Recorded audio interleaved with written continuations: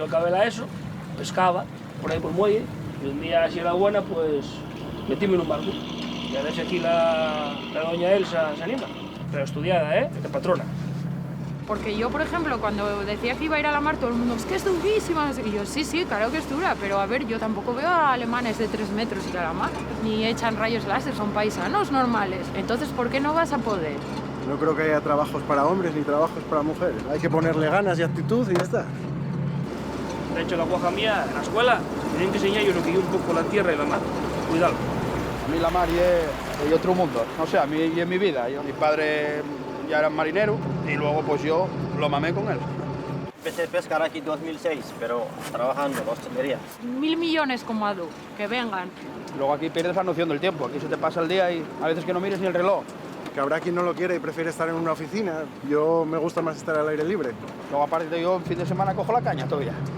Es una pasada.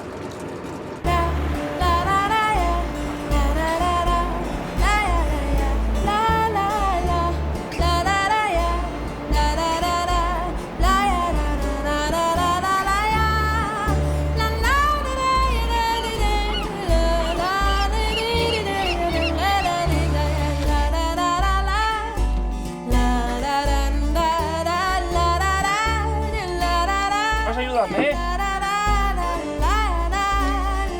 ¿Ya sabes tú?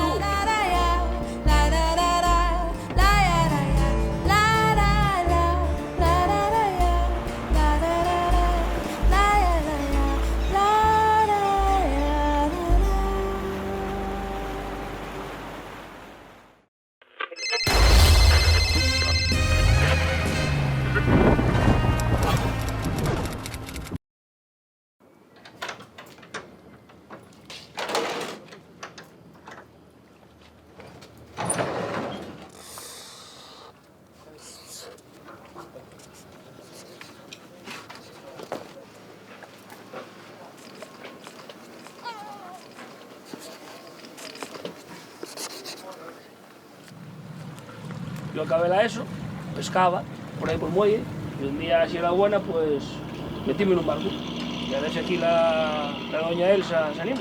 Pero estudiada, de patrona.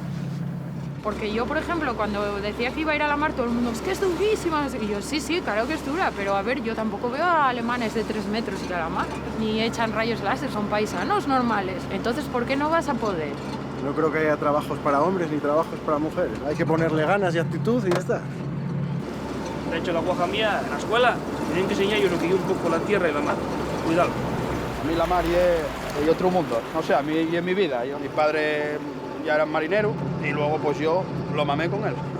Empecé a pescar aquí en 2006, pero trabajando en la hostelería. 1.000 millones como Adu, que vengan. Luego aquí pierdes la noción del tiempo, aquí se te pasa el día y a veces que no mires ni el reloj. Que habrá quien no lo quiere y prefiere estar en una oficina. Yo me gusta más estar al aire libre. Luego aparte yo en fin de semana cojo la caña todavía. Es una pasada.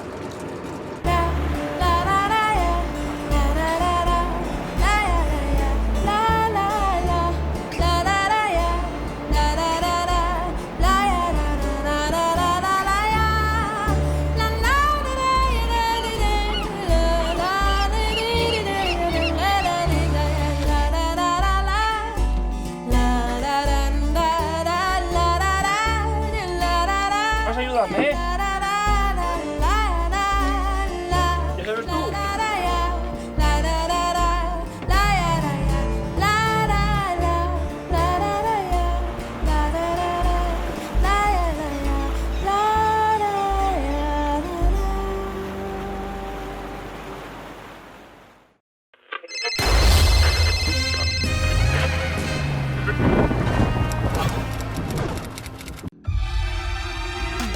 Subimos a lo más alto para llegar hasta ti. Boxon 3 Comunicación Natural. Colaborador oficial de la Semana Negra de Gijón.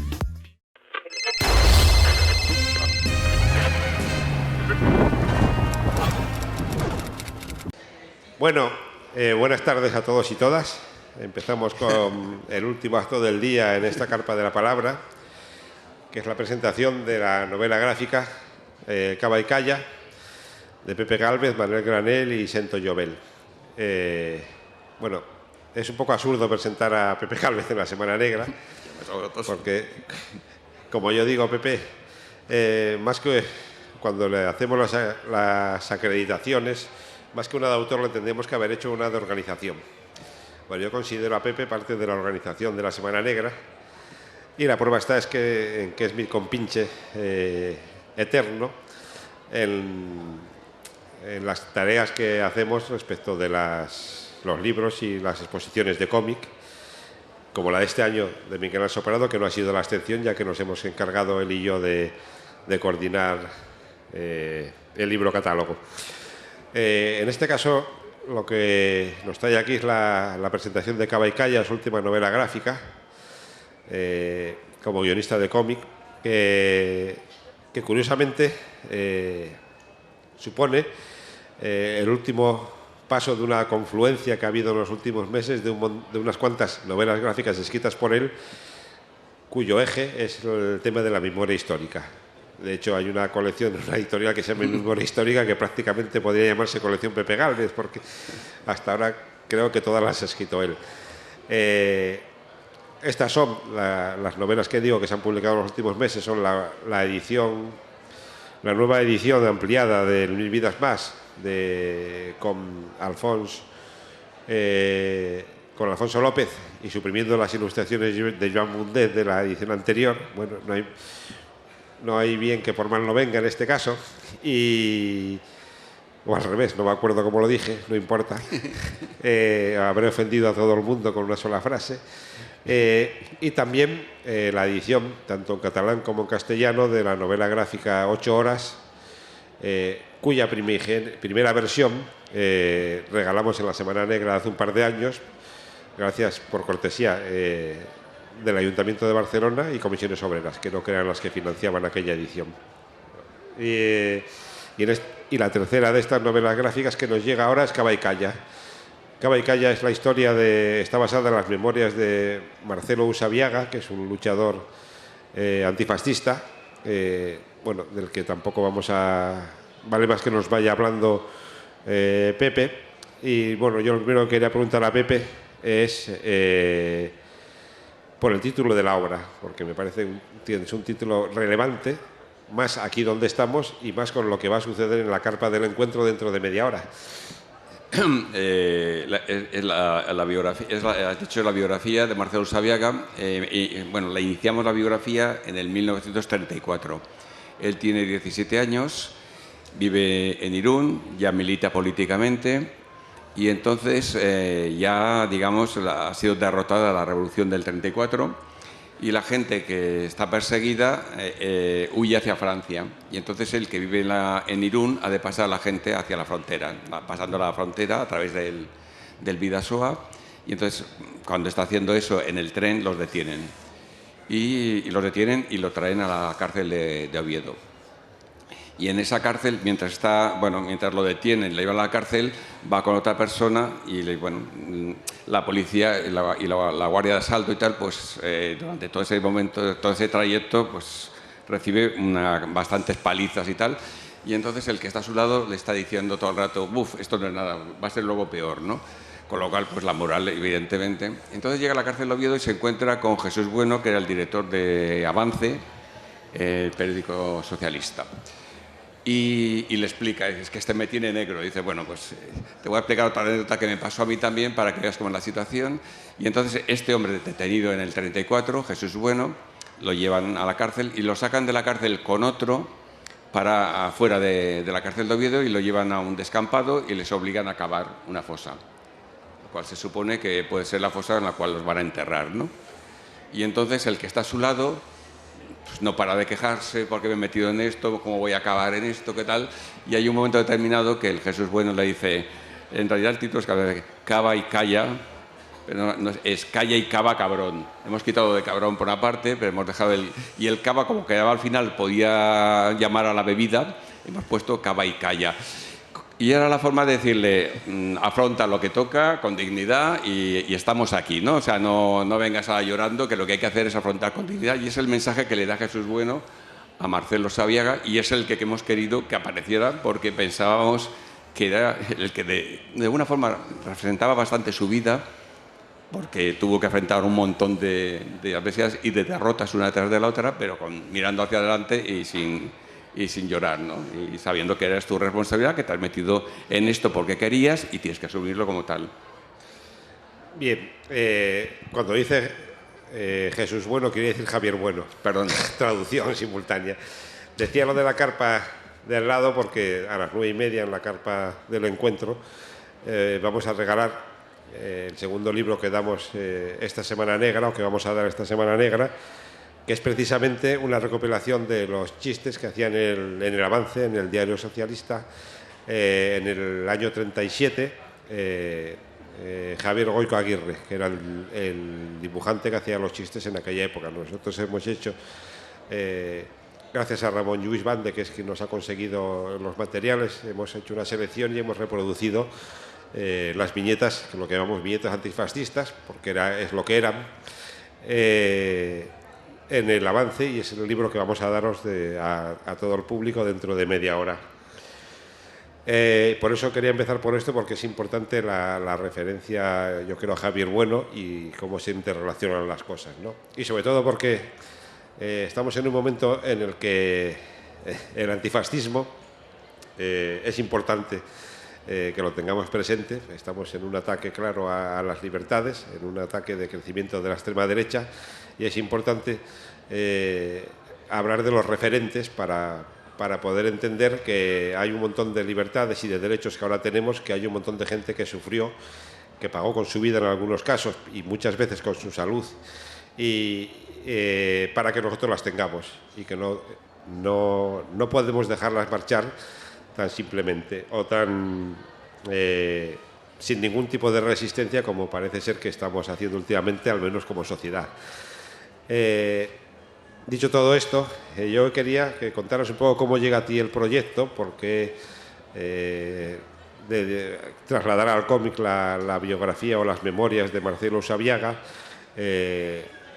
y sobre todo eso, cómo fue el momento de realizarlo, por qué llega a ti, y bueno, y seguimos luego.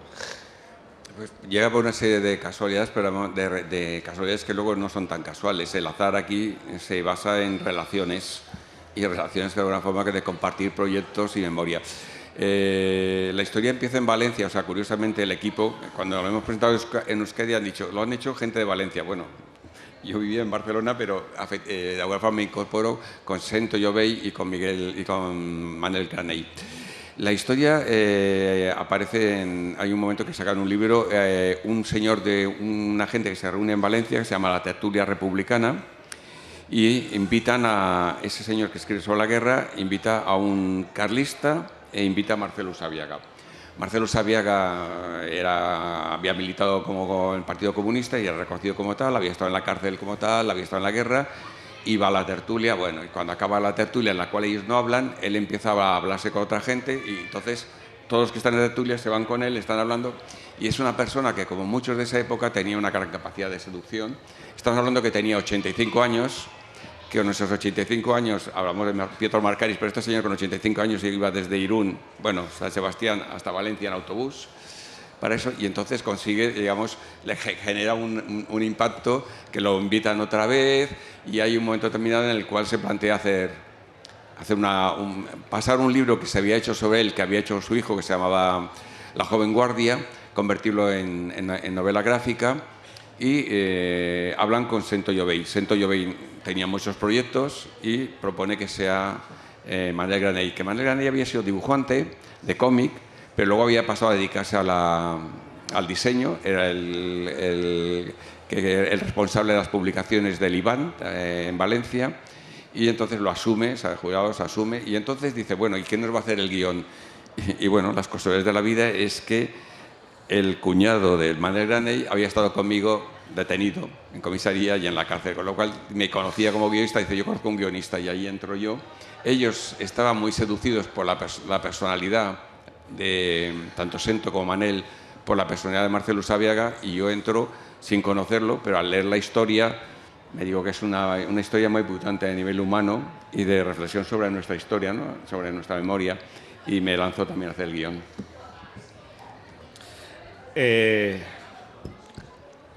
Y una vez que te encuentras con el material, que creo que son las memorias de él, no sé si escritas por él o por su hijo, ¿qué es lo que descubres? Porque quiero decir, tú ya habías hecho este trabajo, este trabajo no, algo parecido con Miguel Núñez, aunque sí que es cierto que a Miguel le conocías personalmente y mucho más, ¿no? Pero también trabajaste parte sobre sus memorias, La Revolución y el Deseo, ¿puede ser? Sí, La Revolución y el Deseo. Entonces, digamos que a Miguel ya le conocías más, ¿no? Aunque descubrieras cosas en el proceso de realizar la obra.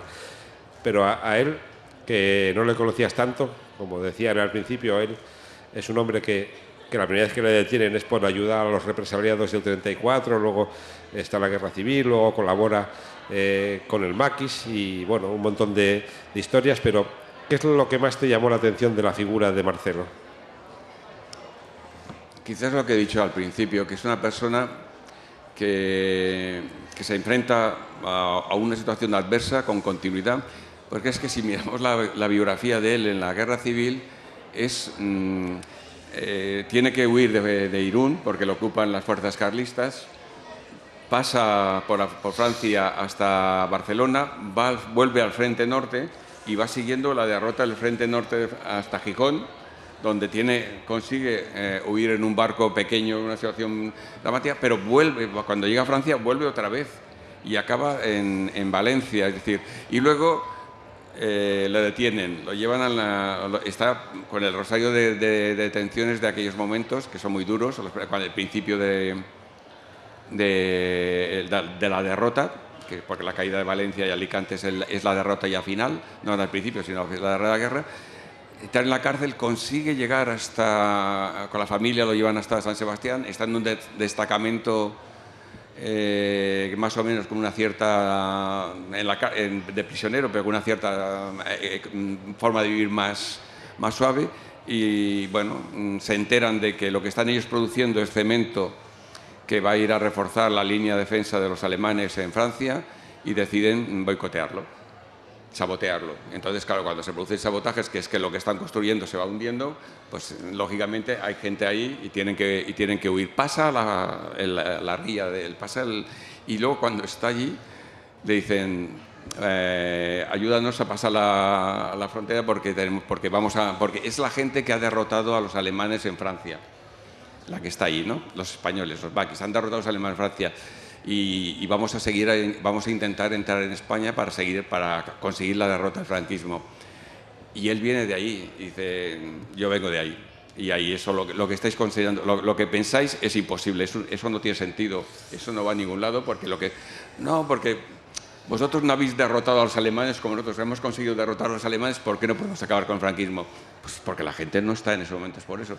Bueno, a pesar de todo, lo detienen, hacen la guerrilla vasca que dura 2 días, que lo detienen a los 2 días, falla todo, y aún así sigue. Lo mandan a la cárcel, está en la cárcel hasta el 62.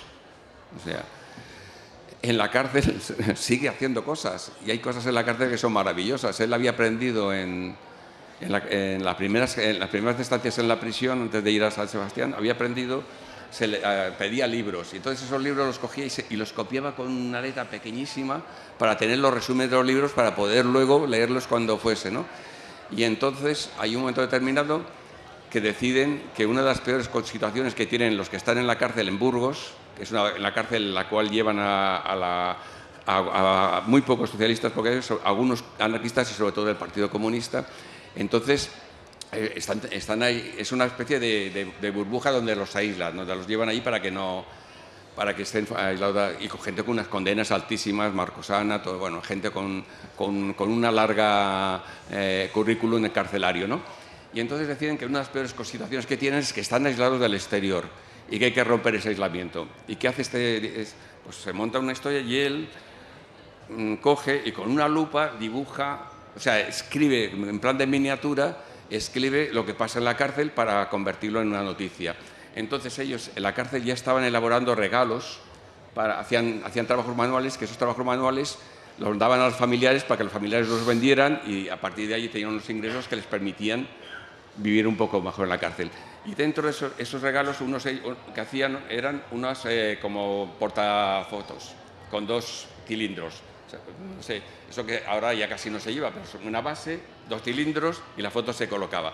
Esos cilindros los vaciaban por dentro y colocaban el texto que esta señora había dibujado. Y entonces lo llevaban a la familia y entonces eso se emitía, esa familia lo recogía y entonces había Radio Pirenaica que emitía un programa que se llama La Hora de Burgos, en la cual leían esas noticias. Eso provocó que en la cárcel los directores se volvieron locos. Me empezaron a romper paredes, a cargar, a intentar saber, porque pensaban que es que tenían una emisora de radio y que esa emisora de radio enviaban las noticias allí a la de radio de esa, ¿no? Y entonces, ¿qué estoy diciendo con todo esto? Pues que lo que te maravilla es que no renunció nunca a luchar. Y cuando ya va jubilado, reivindica y está moviéndose continuamente, no solamente por Euskadi, sino, bueno, está en Barcelona, está en Valencia, y con los 85 años coge el autobús y dices, ¿qué hay? Pues es una señora que es, primero, coherente. Segundo, que cuando a él lo detienen en San Sebastián, lo lleva Melitón Manzanas. No sé si os suena el nombre Melitón Manzanas, pero fue el primer policía que mató ETA. A partir de ahí se juega. Pero Melitón Manzanas, pues, era un salvaje. Entonces, cuando lo detienen, le quitan lo dejan los pies desnudos y se dedica a pisarle los pies. Entonces, y que además cuando sale de la cárcel lo lleva a ir cada semana a comisaría, cuando no era obligatorio, le enseñan ante los policías y tal. Y cuando en Valencia lo encuentra el dibujante y le dice, bueno, ¿y tú de Melitón Manzanas qué piensas? Dice, yo no quiero la muerte de nadie. Pero buen hombre no era, ¿eh? Buena persona no era, pero yo no quiero la muerte de nadie. Claro, eso que es una persona que cuando mira al pasado, mira con una coherencia con lo que vive, pero sin que esa coherencia quiere decir odio ni eso. No, para mí ese señor, no deseo su muerte. Ahora, está claro que es. Lo que es un torturador. Ahora, yo no deseo su muerte, ¿no? Entonces, esa constancia, esa ganas, eso es vida. O sea, es que es un señor que hasta los 85 años, a pesar de todo lo que le hicieron, quería la vida. Y porque la quería cambiar y está ahí y además lo hace como lo hace desde el amor a la vida, no, aparte del odio, ¿no? Pues a mí eso me seduce mucho. Es una personalidad que digo, y me parece que hay una serie de gente que hizo eso y que hay que reivindicarlos y hay que conocerlo, ¿no? Porque son valores positivos que nos han ocultado. ¿Me enrolla mucho? No, lo has explicado perfectamente. De hecho, yo creo que uno de los principales valores de la novela gráfica es precisamente eso, ¿no? Porque hay muchas veces que cuando, digamos que la peripecia o la biografía de una persona, pues pasan cosas muy relevantes, hay cosas que pueden quedar un poco eclipsadas. Quiero decir, él vivió unos tiempos muy convulsos, por decirlo, en los que pasaron muchas cosas, pero eso, que creo que lo habéis hecho muy bien en la novela gráfica, no evita que lo importante es el compromiso. Quiero decir, independientemente de la peripecia que pasara, lo admirable ya no es que estuviera allí, que estuviera en el otro lado, que hiciera esto o lo otro, sino esa capacidad para comprometerte con algo y da igual lo que pase, callar y seguir cavar y seguir callando y seguir fiel a unos principios y a la defensa de lo que crees, y eso creo que es un valor muy importante. Yo prácticamente tampoco puedo decir mucho más de la obra que cómo la has explicado tú, ¿no?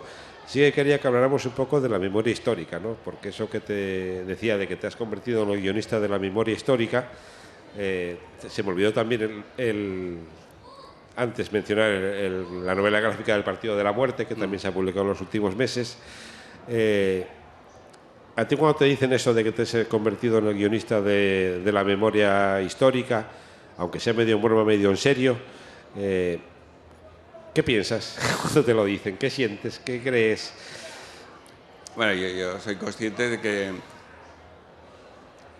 que estoy tocando un mismo género, con lo cual, un mismo género, una misma forma de narrar y un mismo objetivo, ¿no? Con lo cual corro un riesgo clarísimo. Aquí tenemos a escritor dibujante que toca muchos géneros, ¿no? Es decir, guionista de cine, tocar muchos géneros. Tocar uno solo siempre es un riesgo. Pero lo que pasa es que para mí es un compromiso. Para mí hay un compromiso en ese tema porque tengo clarísimo que la memoria, que esta sociedad es una sociedad a la que se ha sometido a un proceso continuo de olvido. O sea, y no sabe lo que ha vivido antes esa sociedad. Entonces, si a una persona llega a la madurez, como pongamos nosotros, a los 40 años, y no sabe qué le pasó en los 20 o 30 años, esa persona está fatal. Pues a nosotros ha pasado algo parecido. No ha pasado. Entonces, voy a citar a Marcos Ana porque siempre lo hago. Hay un momento, sabéis que todo esto se convierte, no es que no haya memoria, es que hay una parte de la sociedad que ha conservado la memoria, habla continuamente de esa y niega la de la otra parte de la sociedad, que fueron los derrotados. Pero no solamente eso, sino de los señores que bajo la dictadura siguieron luchando y fueron consecuentemente los que consiguieron más libertad, ¿no? Y entonces, cuando se abre ese debate, pues siempre hay que pasar página. Ellos la verdad es que nunca han pasado página, pero hay que pasar página. Entonces Marcos Ana contestaba de una forma muy sencilla y muy clara, decir, sí, vale, la pasamos, pero primero la leemos. La leemos detenidamente y después de leerla, la pasamos, ¿no? Esta sociedad tiene que seguir leyendo. O sea, el problema es que hay toda una página grandísima de nuestra historia que además nos condiciona como personas, porque lo que pasó en el pasado nos sigue condicionando colectivamente e individualmente, que se empeñan en que no la leamos. Y no se trata para odiar, no se trata sino para cosas. Hay que saber que la tortura se hizo, que se impuso el miedo a esta sociedad, que se impuso el terror, y eso es malo. Y hay que saber que tenemos dentro de nosotros nos llega el miedo, la tortura, la sociedad. Hay que saber que somos una sociedad que tiene un individualismo lanzado en plan salvaje y que nos locaron ahí como la fórmula de sobrevivir. Hay que saberlo, porque tenemos que saber que tenemos ciertas tendencias que nos vienen de eso, ¿no? Y entonces, en ese sentido, la memoria es hoy día un campo de batalla y sigue siendo un campo de batalla clarísimo para que la democracia sea más fuerte. Yo no digo que no se vuelvan a cometer los mismos errores, pero evidentemente, si lo sabemos, los podemos evitar, pero sobre todo, si no tenemos memoria, la democracia es mucho más débil. Sí, de hecho yo diría que si no tenemos memoria, la democracia no es democracia, por decirlo más. ¿Hay tiempo por una pregunta? Si alguien quiere decir algo, que levante la mano. Y si no, ya os digo, con lo que ha contado Pepe, ha quedado claro que es una figura, la de Marcelo Usabiaga, que es necesario recuperar y que os va a parecer muy interesante y muy, no sé qué adjetivo utilizar, ¿no? Pero edificante o que vas a aprender cosas que no sabías o que no recordabas. Pepe os la estará firmando ahí en la mesita que hay al lado de la puerta, rápidamente, para que luego podáis ir a la carpa central a recoger el libro de las viñetas antifascistas de Goico Aguirre. Y nada más, simplemente despedir a Pepe con el aplauso que se merece. Gracias.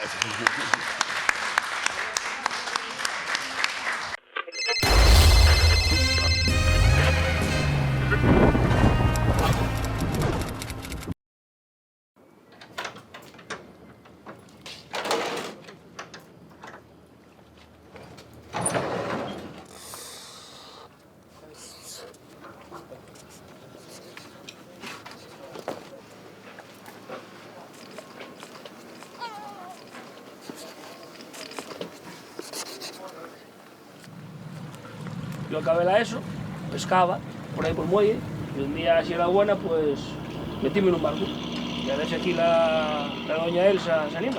Pero estudiada, de patrona. Porque yo, por ejemplo, cuando decía que iba a ir a la mar, todo el mundo, es que es durísima. Y yo, sí, claro que es dura, pero a ver, yo tampoco veo a alemanes de 3 metros y a la mar, ni echan rayos láser, son paisanos normales. Entonces, ¿por qué no vas a poder? No creo que haya trabajos para hombres ni trabajos para mujeres. Hay que ponerle ganas y actitud y ya está. De hecho, la guaja mía, en la escuela, tienen que enseñar yo lo que yo un poco la tierra y la mar. Cuidado. A mí la mar es otro mundo. No sé, a mí y en mi vida. Mi padre ya era marinero y luego pues yo lo mamé con él. Empecé a pescar aquí en 2006, pero trabajando en la hostelería. 1000 millones como Adu, que vengan. Luego aquí pierdes la noción del tiempo. Aquí se te pasa el día y a veces que no mires ni el reloj. Que habrá quien no lo quiere y prefiere estar en una oficina. Yo me gusta más estar al aire libre. Luego aparte yo en fin de semana cojo la caña todavía. Es una pasada.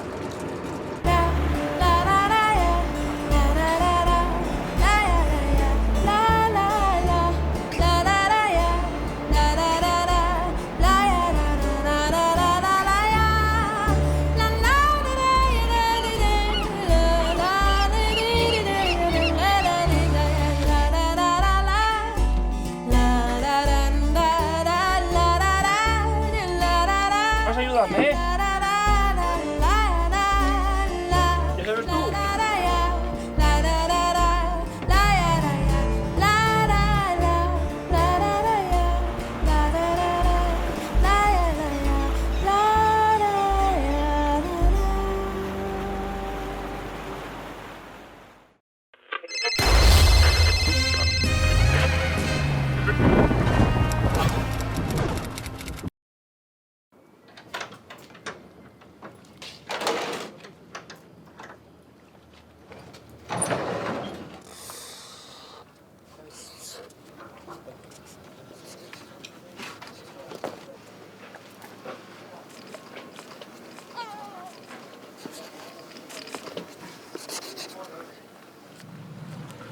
Yo acabé la ESO, pescaba por ahí por el muelle, y un día, si era buena, pues metíme en un barco. Y a ver si aquí la doña Elsa se anima. Pero estudiada, ¿eh? De patrona. Porque yo, por ejemplo, cuando decía que iba a ir a la mar, todo el mundo, es que es durísima. Y yo, sí, sí, claro que es dura, pero a ver, yo tampoco veo a alemanes de 3 metros ir a la mar, ni echan rayos láser, son paisanos normales. Entonces, ¿por qué no vas a poder? No creo que haya trabajos para hombres ni trabajos para mujeres. Hay que ponerle ganas y actitud y ya está.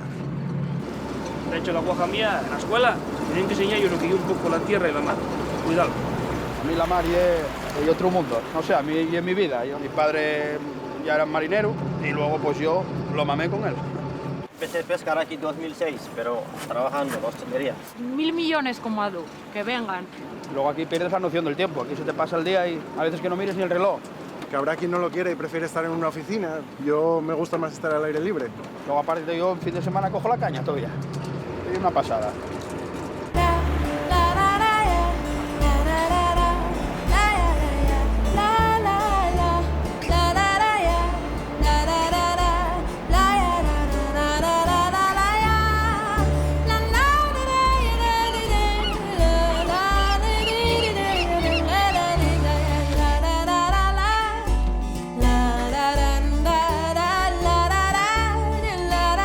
Vas a ayudarme, ¿eh? ¿Ya sabes tú?